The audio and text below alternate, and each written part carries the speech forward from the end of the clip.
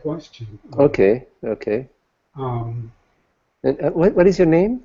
I'm Steve. Steve. Okay, yes, Steve. Okay.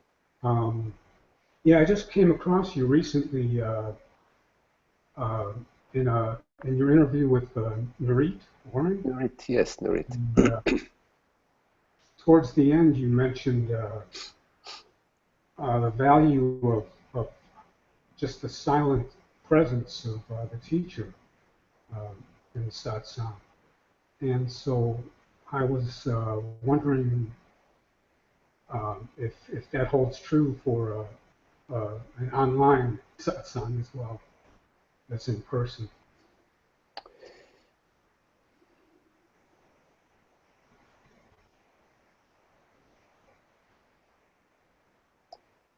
Well, you can test it out for yourself. I guess that's what I'm doing. um, just sort of from thinking about it, um, the actual presence, the actual, the being in physical presence, there are um, more interaction. Sort of also you experience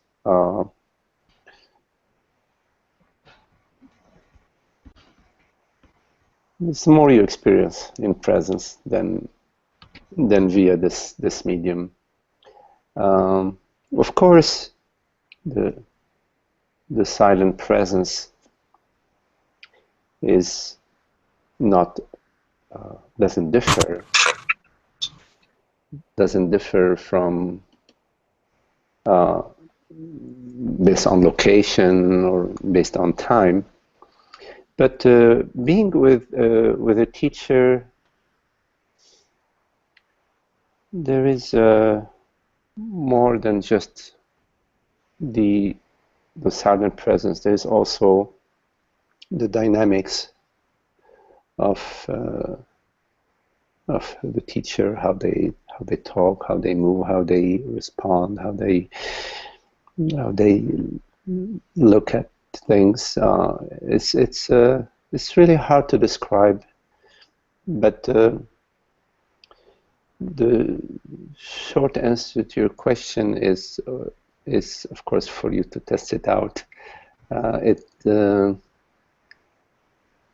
There is a silent presence through the words.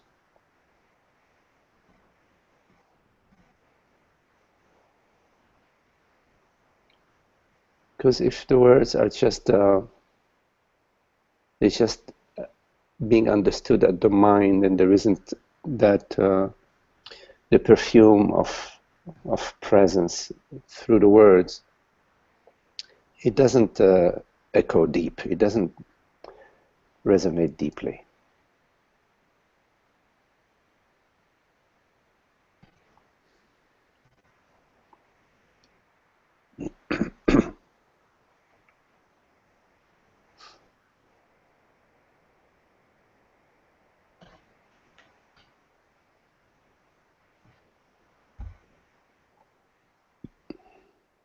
There is a living knowingness or a living experience through the words.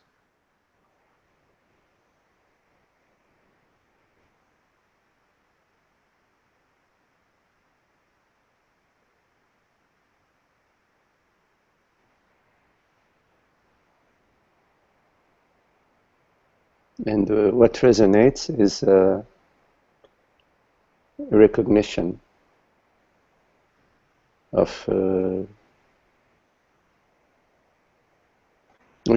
of truth, of that is within us. So it's so there's already that understanding within us, and something sort of strikes it, and it resonates. It's not as if like somebody else's wisdom is coming to you or something like that. It's not like that. It's an eternal resonance, internal recognition. It's a wordless recognition. I like to think of it as like love and beauty and happiness and peace. That's already, that we already are, and that's somehow is recollected, is it resonates, it surfaces, let's say.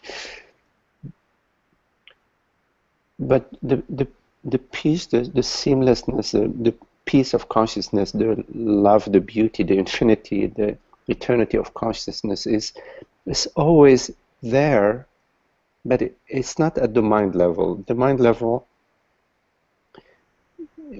it's more objects and events and thoughts and feelings and memories.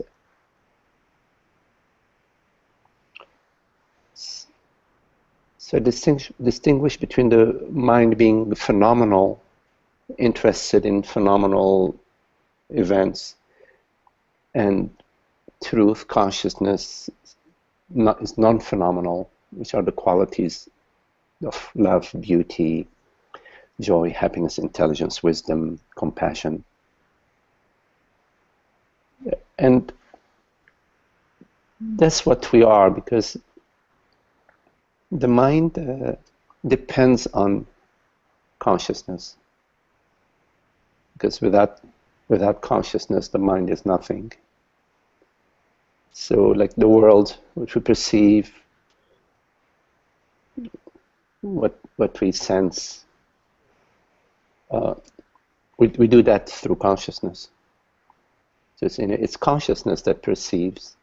So the mind events, thoughts, memories, etc., they depend on consciousness. But consciousness doesn't depend on the mind. That's an important understanding, that you can experience the bliss of consciousness without not depending on the mind, not depending on, health, wealth, fortune, whatever, because experiences, they come and go. They're okay. There's no problem with experience. It's just their nature just is. You could say it's like more like entertaining. it's amusing, thoughts and memories and feelings and whatever. It's at that level. It's fantastic. It's also like, it's quite impressive that we can perceive colors, or even a thought, that we can perceive a thought. It's mind-boggling in a way, but the mind gets so used to it. It says, "Oh yeah, I'm thinking about my mother. Oh yeah, I'm thinking about traveling to India, whatever." But at a different level, if you like stop and look at it, it's like, wow, a thought. I mean, that's you're looking at it from a different realm than than the mind level. You're looking at it from like the awesomeness of consciousness, the awesomeness of that, which is non-phenomenal.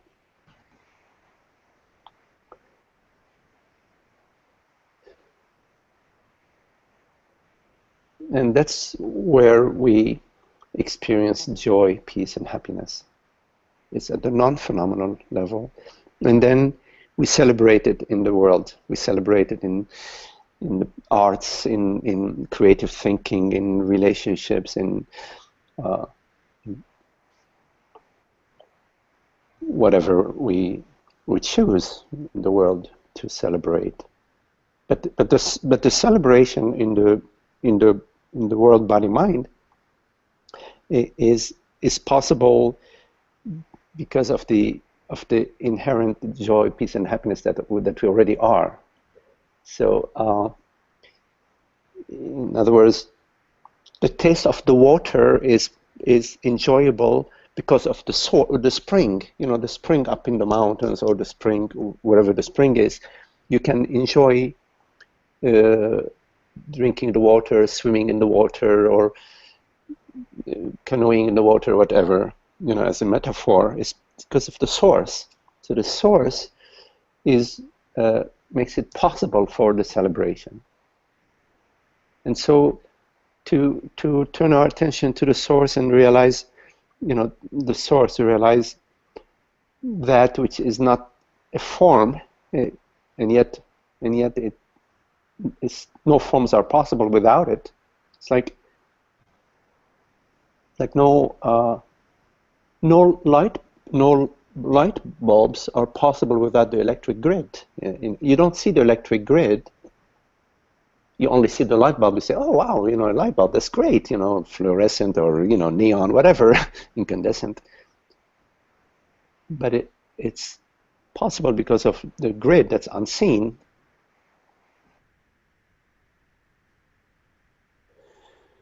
Anyways, I'm just rambling. I forgot if there was a question. That's my question. Thank you. Yeah, yeah.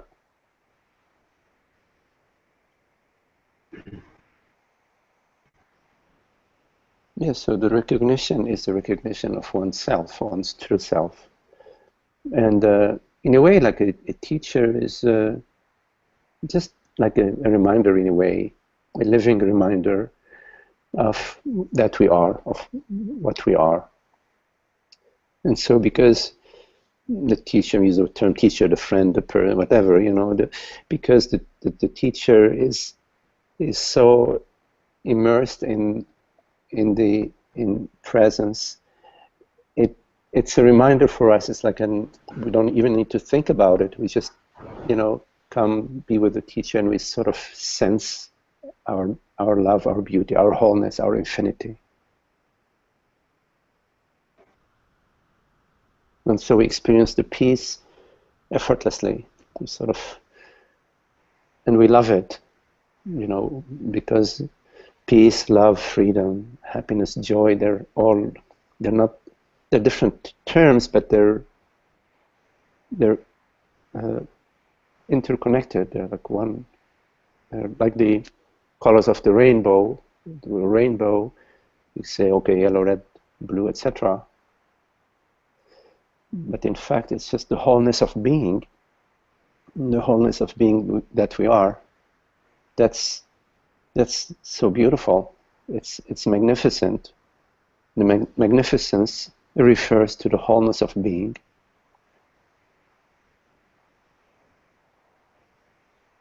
The vastness of being, the borderless quality of being, the ease of being.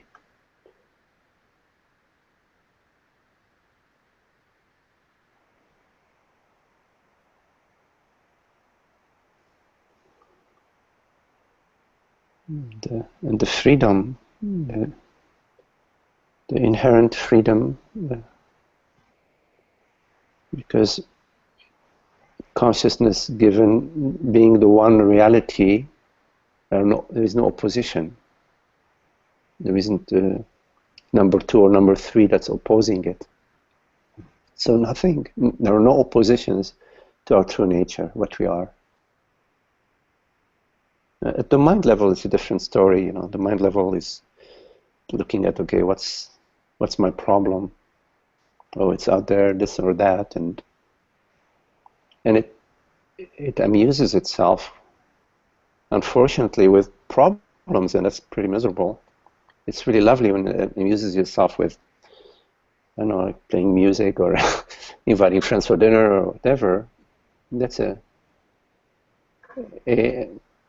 more fun amusement at the mind level than all these concerns about what's wrong with me, what's wrong with you, what's wrong with the world. And yet, it is through the unhappiness at the mind level that we feel this discomfort and this call to return to our wholeness. It's really not a return, but to realize our wholeness, which is the happiness, the freedom, the happiness, causeless happiness.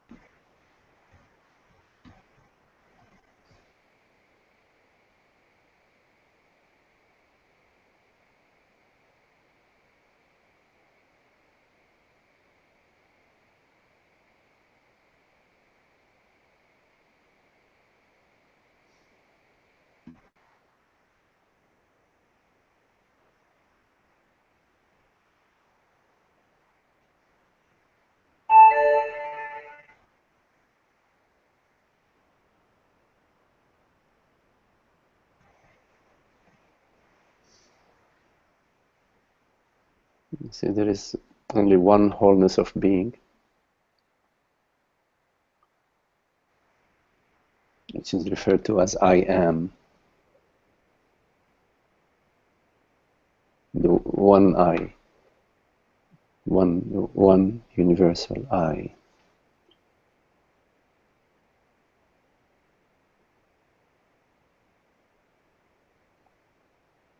And then there is the play of I am Magdi, you are Steve, etc.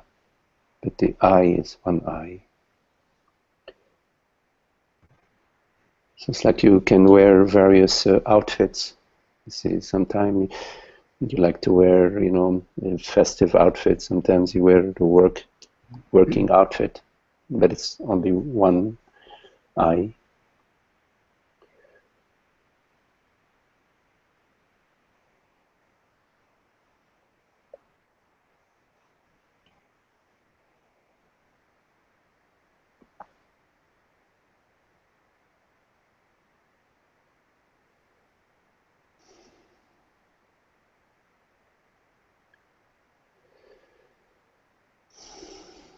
So is there any question?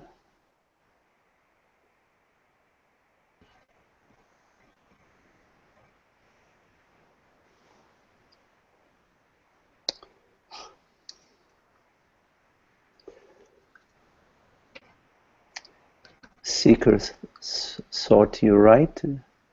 There is a self-punishing pain in my neck quite frequently. Why are you calling it self-punishing?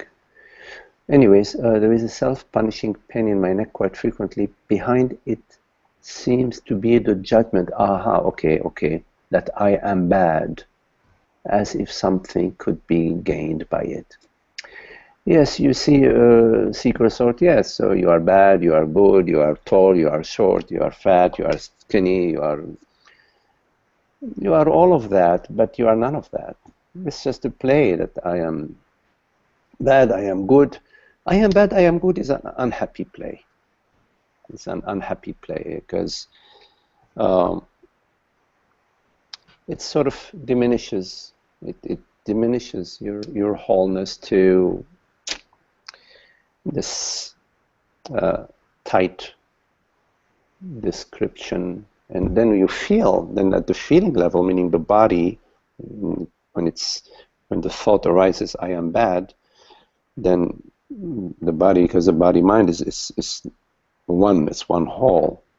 The sort of vibrations of the body just go, oh, I'm bad, and this sort of tightens, and the arteries, the vessels, whatever, the whole physiological system contracts, and so I see that it goes to your neck.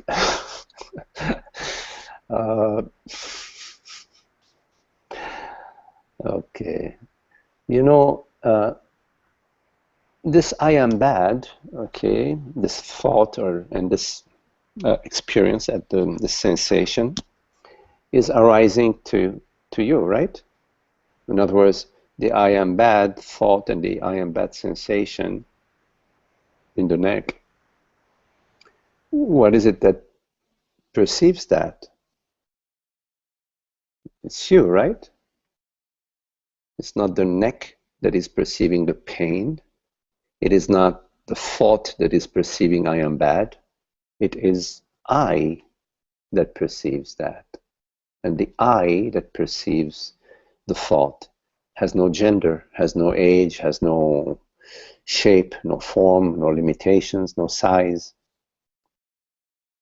Like right now you perceive this perception, and perceiving this perception is arising in the openness. So it's not a female or a male that is perceiving this perception. Consciousness perceives. You see? So I am bad is just an impression. It's an unhappy mind impression, thought impression that is arising in consciousness. It's arising in the space. It is arising in your openness. So you are this openness. You are the openness of being. You are not what is arising. Yeah, you are not the thought, the subject that is arising. You are not the person that is arising. You are the consciousness that knows whatever arises, that perceives what arises. You follow? Are you following? So it is maybe helpful for you,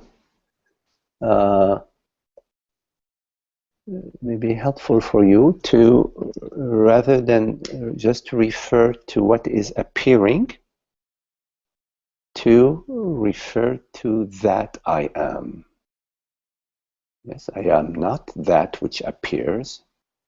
I am that to which appearances appear.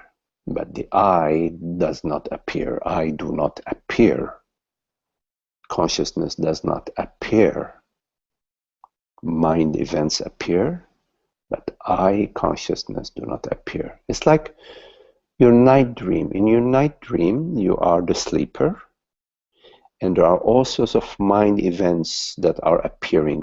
We refer to them as the night dreams. The night dreams appear to you, the dreamer, but you, the dreamer, do not appear. There may be a person that appears in the dream, meaning a character that appears in the dream that you identify with. And sometimes in the middle of the dream, you identify with another character. And maybe later you're identifying with a butterfly. You're a butterfly, you see. So the metaphor is to invite you to contemplate that what you are, the consciousness, does not appear, yet it is real. The dreams, your night dreams, are not what is real, but you, the dreamer, is real. So, as a metaphor, the consciousness that perceives is real. But what appears, thoughts, images, I am bad, I am good, I'm intelligent, or he's stupid, I'm smarter than him, oh, I love him, and not her. All of these appear. They appear and they disappear. They're like the weather. Yeah, weather is constantly changing. So the knowledge of yourself is the knowledge of consciousness. So you know yourself as consciousness. Because if you know yourself as an object, as a person, you're constantly in the maintenance business, maintaining the person's health and thoughts and feelings and emotions and experiences. And that's endless, and it's unhappy. And it's not real. It's an unhappy dream.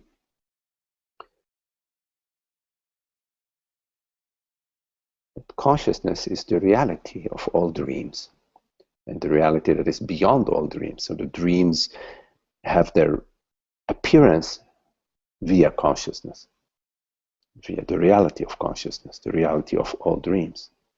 But consciousness is complete freedom. It can dream a butterfly, it can dream a rhinoceros, it can dream a purple dragon, and it can dream nothing. It can just be. Because consciousness is beingness, pure presence. So recognize the presence that is, the self, that is I, the I am. Not I am a person, not I am no good or beautiful or not beautiful, not the qualitative, not the adjectives, just pure I am. You follow? So you say, will consciousness kick me in the behind and wake me up? It is doing it right now, but sweetly, okay? It's not, it's doing it sweetly, okay? You are kicking yourself in the behind and waking yourself up. Because that's what you love. You love happiness. You love peace. You love beauty. You don't love a neck ache or I am good, I'm no good, or I'm better yesterday I was good, and oh, today, oh my God, when will I get enlightened? You don't like that. Right? So it's you who know what you like, what you love, and you love happiness, freedom, and joy. So you are consciousness, and you know that you love consciousness. Consciousness is complete freedom, beauty, love, and happiness. So you get it, yeah?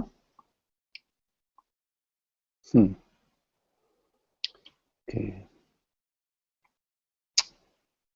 Yeah. We just sometimes we like to play in the mud, but then we have mud all over our shoes, our hands, and have to go wash up, clean up. Okay.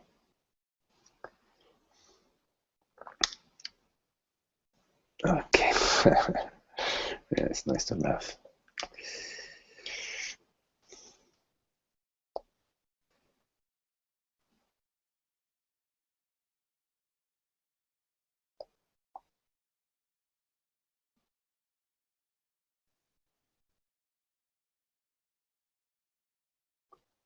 Any questions?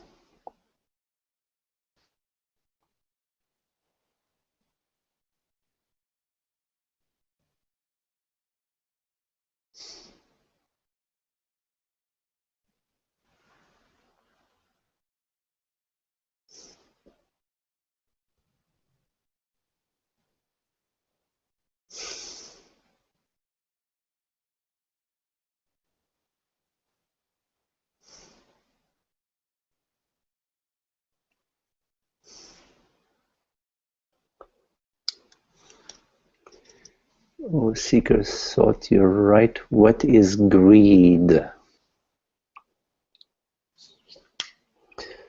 well, you know, the root, well, greed is a negative emotion. The root of all negative emotions is a confusion.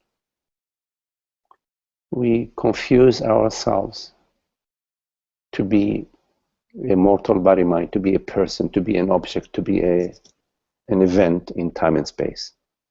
So when you mistake yourself, you mistake meaning consciousness, because the self is consciousness, borderless, universal consciousness. When you mistake yourself or confuse yourself to be a man or a woman, this limited person, then there is an external world. You experience an external world, and you experience yourself as a mortal entity, as an entity that is phenomenal. And then you enter into the phenomenal dream. You are in the dream of a real world, a real body, a real mind. And so you've entered into this unhappy dream. And so you are traveling, you're cautious and worried and concerned about tomorrow, what's going to happen to me tomorrow, what happened to me yesterday. You're living in hope and regret. And greed is this material, this part of this unhappy dream is the experience, of course it's an illusory experience, a dream experience of a material world, objects and forms that you need to that you need in for your well-being.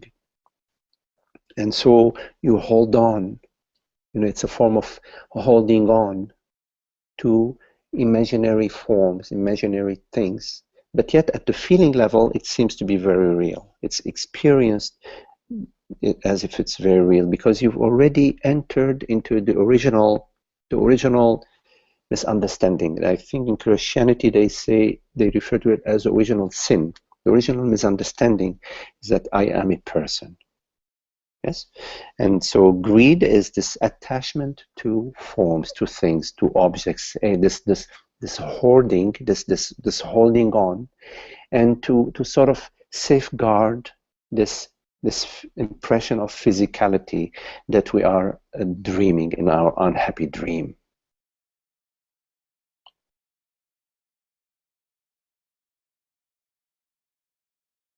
All the negative emotions arise from our original misunderstanding.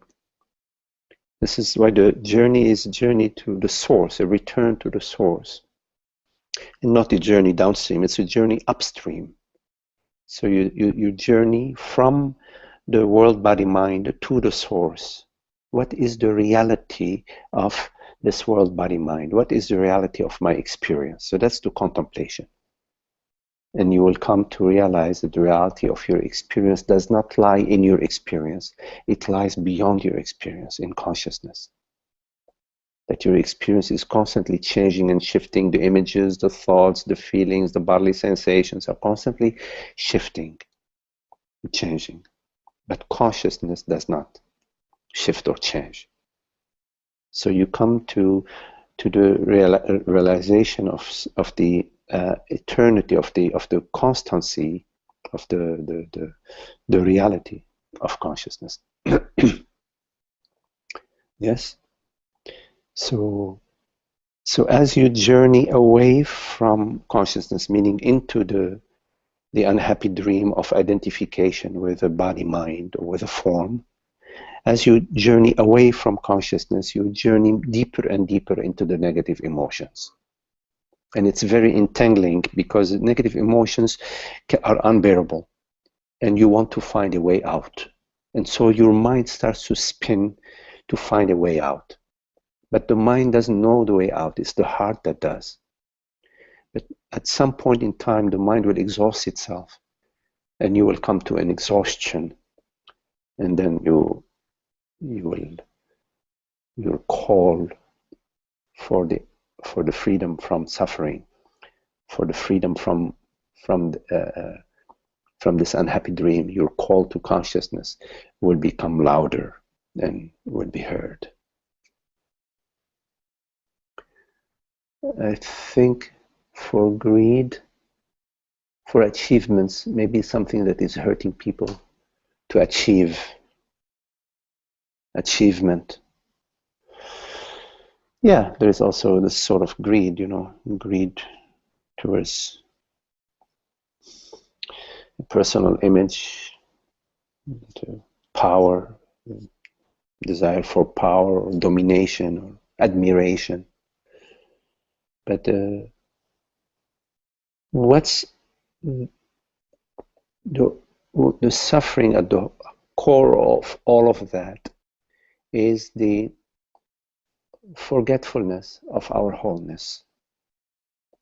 It's important to come to the revelation of your wholeness. It doesn't matter for us to understand the negative emotions. You can come directly to your wholeness by realizing that what you truly are is consciousness. What you truly are is awareness. And that the awareness that you are has no objective qualities. Has no gender, has no age, no weight, no size, no beginning, no end.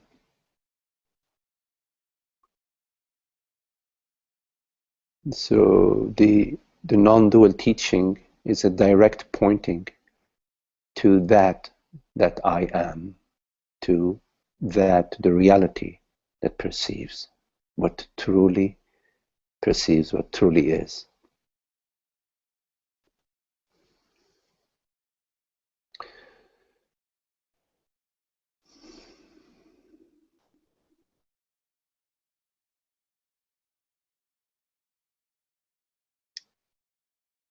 Yeah, achievement always refers to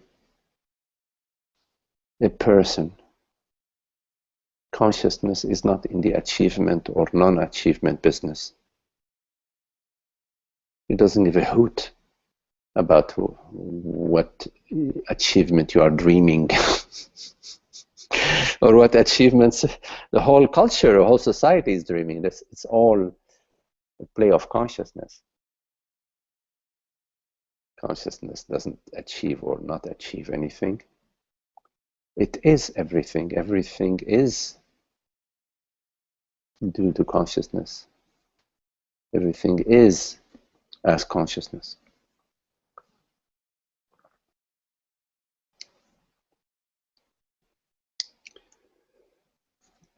So Seeker, you're right, I am entangled web I think only some careful steps or moves can get me out of it.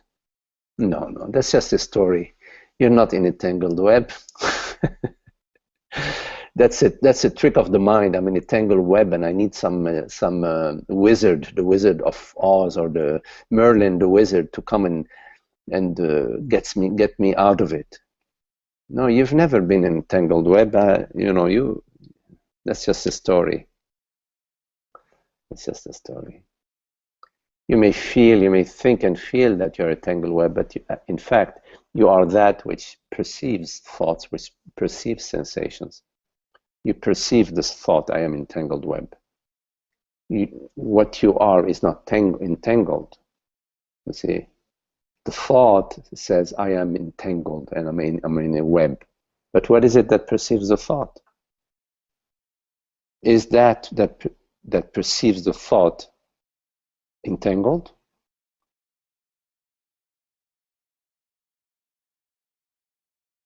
There is the thought, oh, gee, I need some special steps to get me out of my misery. What is it that perceives this thought? You see, you believe yourself to be a person. See, as long as you believe yourself to be a person, you're buying into the hoax. You're buying into the unhappy dream.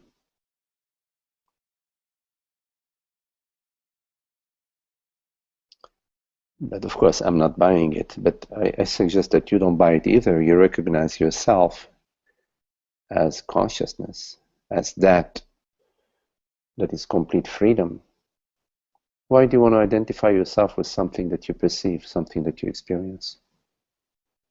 Remain free of all identification.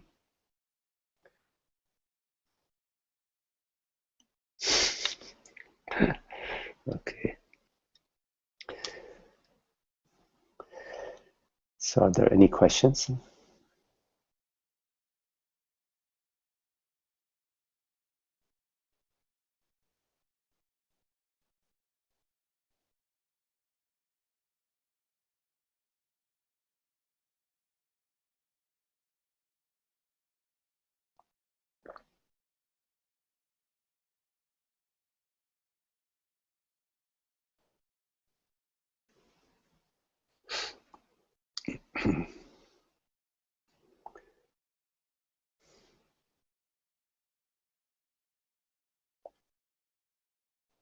Okay, Seeker, you're right.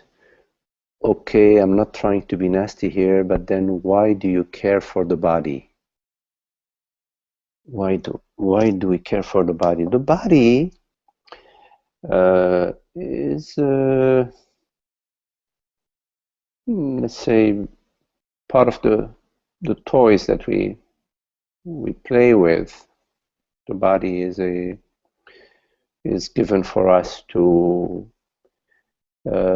enjoy managing it, feeding it,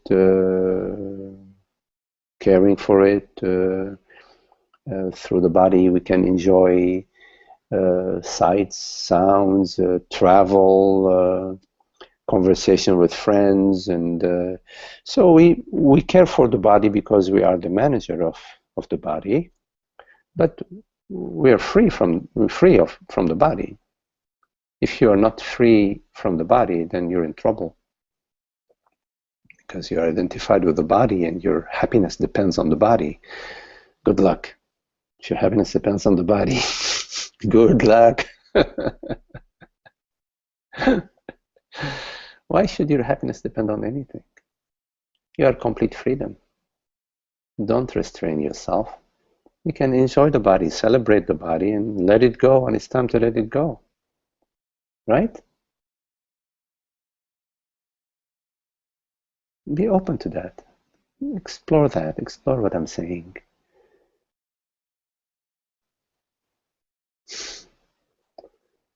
You can also be tender and gentle with the body. And it's beautiful. It's very beautiful, the body. But don't mistake yourself to be the body. Don't mistake yourself to be anything. Remain thingless, remain as not a thing, because consciousness is not a thing. Yes? And look at your experience of the body. What is your experience of the body? In ignorance, we think, oh, the body is what I am, some object. But if you look at your experience of the body, right now, you look right now at your experience of the body, what do you see? You see perception. Like right now on the screen, I see a face. So it's a perception. I can sense my hands and my feet on the ground, my belly. These are sensations. So my experience is perception, sensations. That's what I refer to as body, going to based upon my experience, not upon some story, oh, my body, I'm 6 foot this and 100 and so many pounds and I'm born here and there. All that is story, meaning thought. But your experience, there is directness to your experience. And your experience of the body in its directness is perceptions, bodily sensations, and thoughts. You think of yourself as beautiful, handsome, tall, smart, short, whatever. Images. But in fact, all that you're experiencing, thoughts, perceptions, and mentations of the body, they refer to what experiences them. There is the reality that experiences them is I. I perceive this perception. But the I that perceives this perception is not a form, is not a body. It's consciousness. It's the formless reality that dreams all forms, that perceives all forms. So I care for the body out of my freedom and sense of play and my joy and my liberty, but I am free of the body. That is very important, to come to your freedom of the body. Freedom, period, not just freedom of the body, freedom, your innate, your inherent freedom. Yes, so I care for the body like I care for these glasses.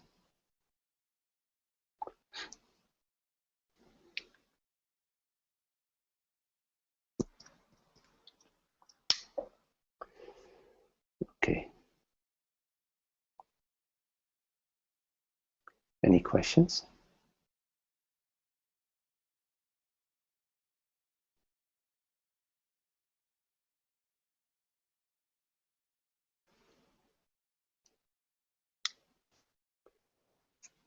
Oh, Holly, hello, Holly.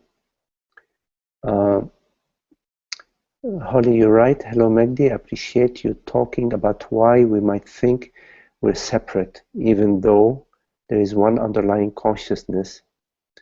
After Saturday's satsang, I can feel my own consciousness as larger than my body, but I still feel it as my own. Yes. Maybe this is the same question as before, but how do we experience the infinite quality of consciousness? Yes.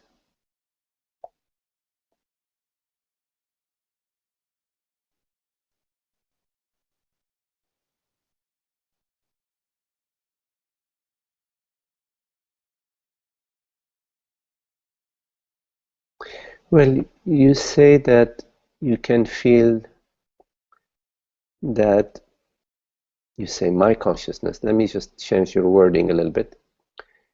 You write, I can feel that consciousness is larger than my body. What do we mean by that? When we say consciousness is larger than the body,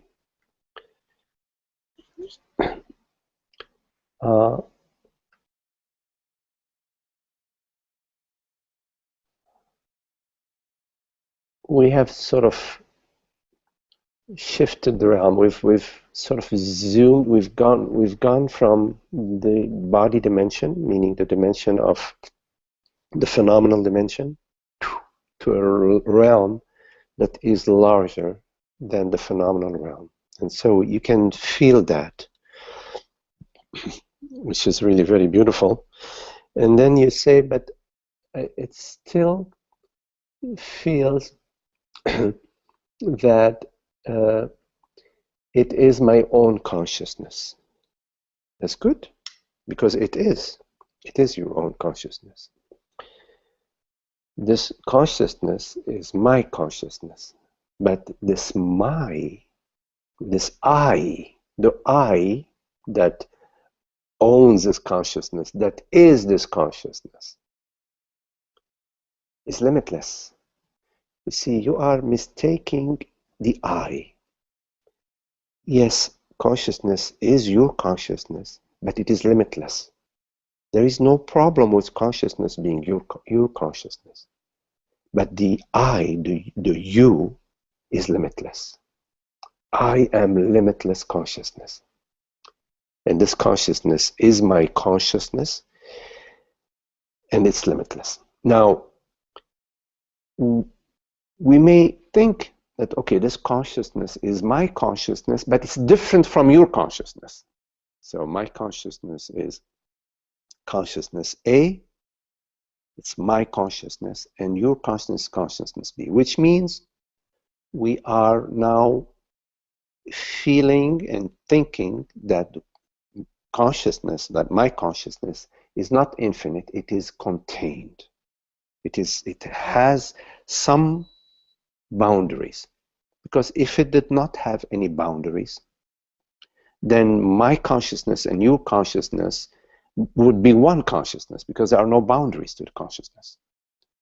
But when we say, I feel this is my consciousness, meaning your consciousness is different, then there has to be boundaries. So in your experience, I ask you, Holly, in your experience, not just in your feeling, you go to your experience right now, the experience of consciousness right now. Ask yourself, do I experience right now any limitation? Do I experience any limitation to consciousness right now? Does the feeling that there is a limitation, does the feeling that there is a limitation signify that in fact there is a limitation? Do you understand the question? Does the fact that there is a feeling that is arising that says consciousness is limited, is that evidence, does that prove, does that demonstrate that consciousness is limited? That is the question you need to contemplate. Because a thought or a feeling arises, is experienced by consciousness, but it does not define or limit consciousness. It arises like a cloud arises in the infinite open sky. The cloud does not limit the sky. If it's a gray cloud, a black cloud, a thick cloud, a thin cloud, it does not limit consciousness. So ask yourself, does the feeling that my consciousness is limited prove that consciousness is limited? So you'll start to debunk that feeling that we have a habit of sort of trusting our feelings, of following our feelings, like our feelings are the holy grail. It's not. The feelings are infinite. They're like a dime a dozen. People feel 1,000 feelings a day, depending on the weather. Some people, even if you look at them in a certain way, say hello. Oh, you didn't say hello to me the right way. They have a feeling.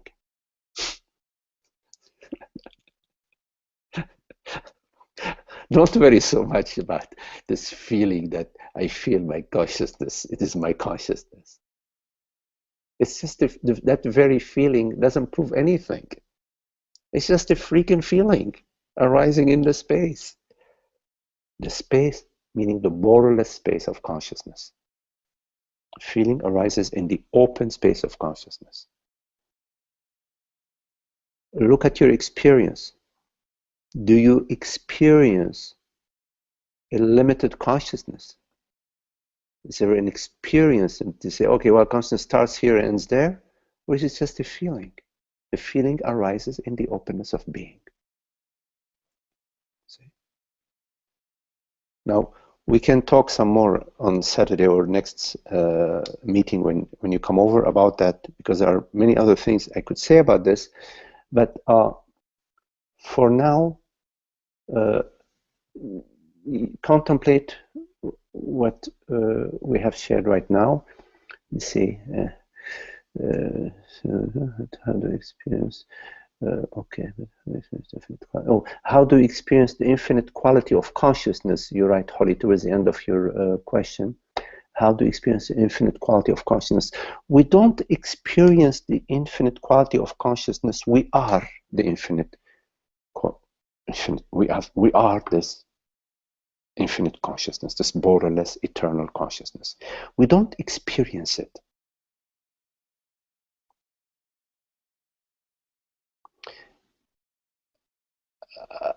Another way of saying it,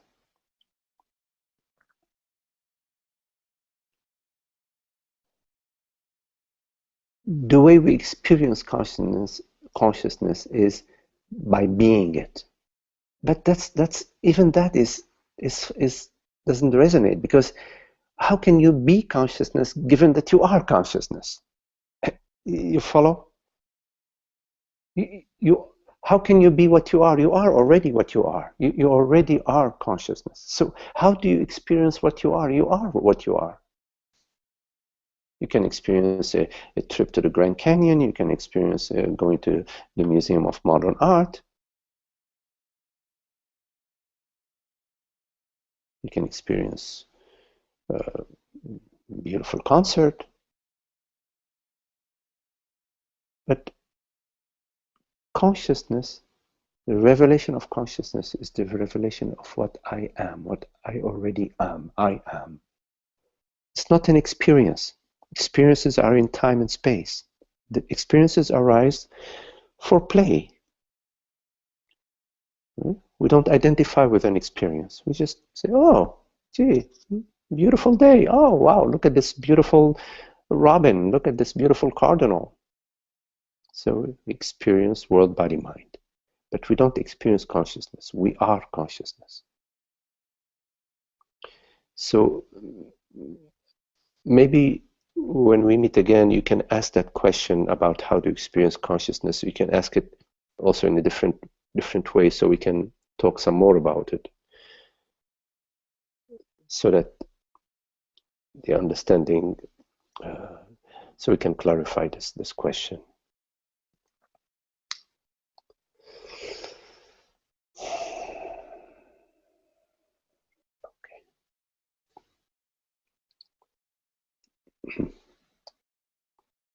Okay. So any questions?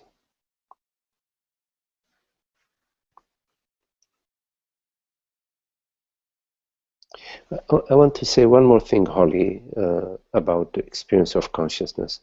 The experience of consciousness is peace, love, beauty, and happiness. That's the experience of consciousness.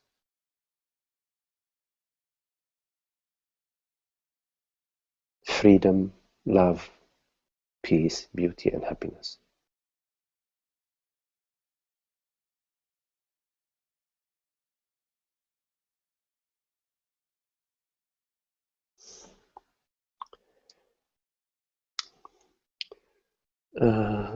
Seeker, you're right. This question seems a bit silly now, but let me ask it anyways. Okay, good, risk it. Again, not trying to be nasty. Don't worry about that. You keep saying not trying to be nasty. Yeah. But why do you care to be alive, or do you? But then, does anybody really choose when they die, even if they commit suicide? Why do you care to be alive, or do you? You see, seeker, we, there is a core mistake in your question.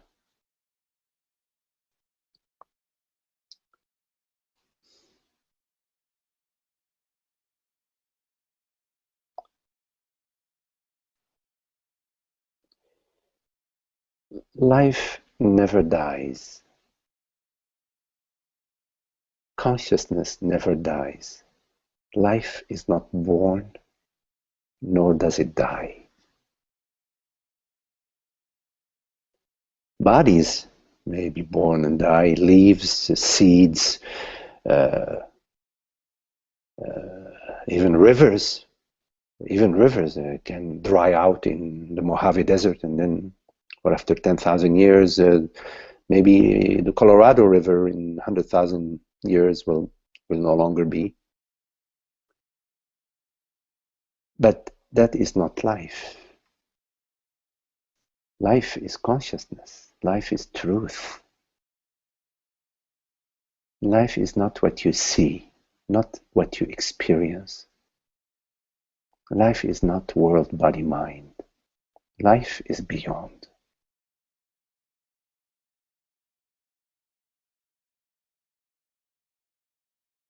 Life is. And obviously, life doesn't care so much about worlds, bodies, and minds. I mean, look at supernovas, galaxies colliding, and volcanic eruptions. Look at the dinosaurs being extinguished, or so many different species. Look at wars. And consciousness is complete freedom. It's not concerned about phenomenal events, how they unfold. It's just pure love, peace, and happiness. And as long as you mistake yourself to be a person, you're confusing life with a phenomenal dream. You're in the dream and you forgot the dreamer.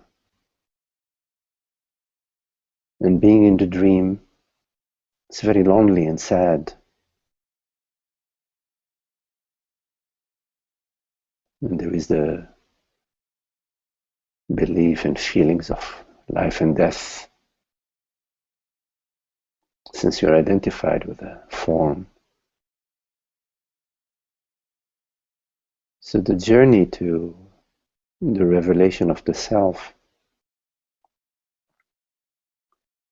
takes you to a higher language, to contemplation of the beyond.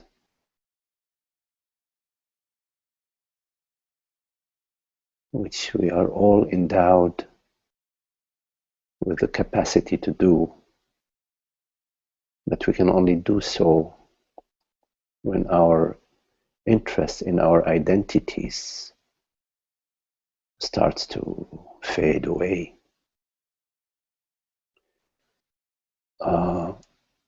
So coming back a little bit to your question, why do you care to be alive, or do you? I am eternity. What aliveness or non-aliveness? That's completely irrelevant to eternity. Does anybody really choose when they die? Consciousness never dies. Consciousness does not die. Bodies die, and consciousness chooses when body A or body B or body C or body D dies. Or 10,000 bodies or 100,000 bodies die. Out of its complete freedom, there is no end of bodies, there is no end of minds, consciousness, dreams, all the world, body, mind that it wishes to dream. And it can end the dream whenever it wishes to end the dream. You are this consciousness.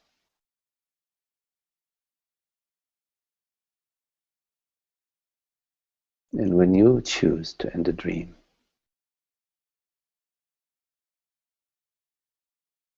there's nothing stopping you.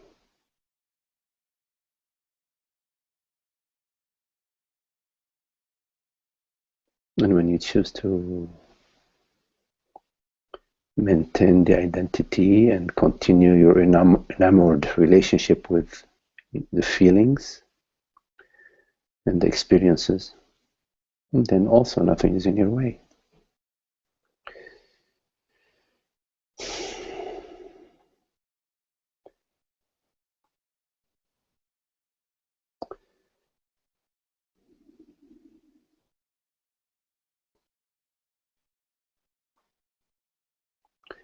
Any more questions?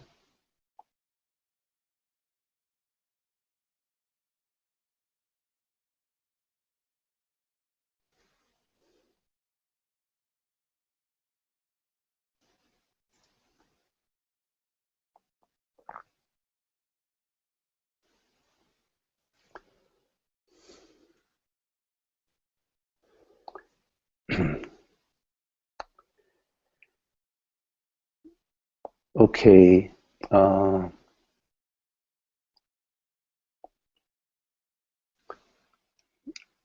If there are no other questions, I thank you for your lovely company. Very lovely to be with all of you.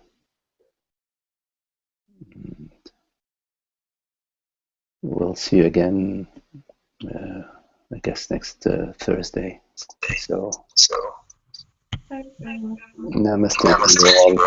Thank you, Marty. Okay.